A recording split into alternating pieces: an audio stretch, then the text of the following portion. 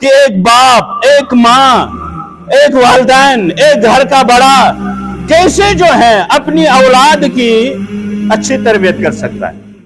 تو سب سے پہلے ایک انسان کو چاہیے، ایک بندے کو چاہیے، اولاد آنے سے پہلے اللہ رب العالمین سے دعا کرے۔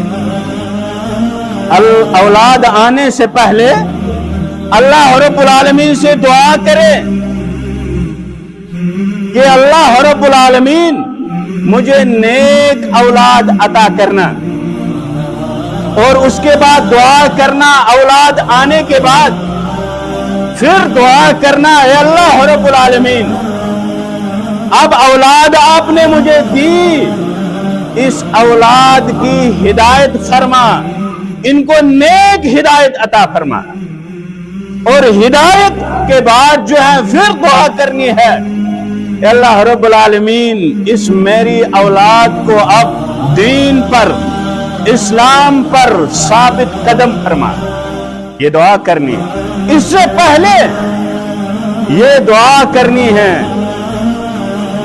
کہ میں جو اپنے نکاح میں جس عورت کا انتخاب کروں وہ ایک دیندار عورت ہونی چاہیے، وہ عورت دیندار ہونی چاہیے۔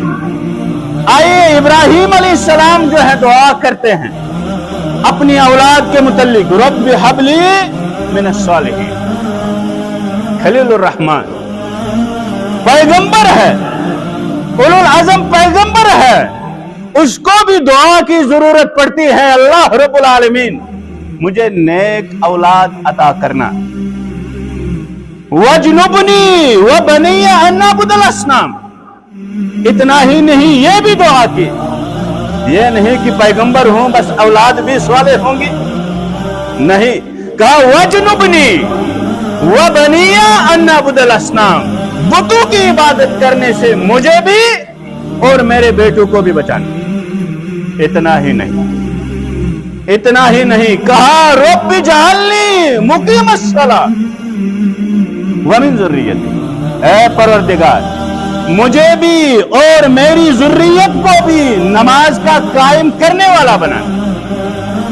یہ جب ایک باپ دعا کرتے رہے گا تو یقیناً ضرور جو ہے اس کی اولاد جو ہے وہ نیک بنے گی، اور پھر جو اللہ کے نیک بندے ہوتے ہیں، جو صالح ہوتے ہیں، جو دیندار ہوتے ہیں، وہ بھی دعا کرتے رہتے ہیں ربنا ہب لنا من ازواجنا وذریاتنا قرۃ اعین، اے ہمارے پروردگار ہماری بیویوں کو، ہماری ذریت کو ہمارے لیے آنکھوں کا ٹھنڈک بنا۔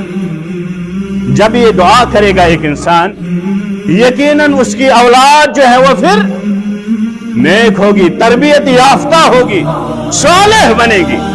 اب جو شخص دعا کا اہتمام نہیں کرتا ہے تو پھر اس کا مطلب یہ ہے کہ وہ اپنی اولاد کی تربیت میں سستی کر رہا ہے، کاہلی کر رہا ہے۔ یہ ہے پہلی چیز کہ آپ جو ہے اپنی اولاد کی تربیت کیسے کر سکتے ہیں؟ سب سے پہلے دعا کے ذریعے سے اللہ رب العالمین سے مدد مانگنی ہے، استعانت مانگنی ہے، تب جا کے ایک اولاد جو ہے وہ صالح بن سکتی ہے۔ یہ تھی پہلی چیز۔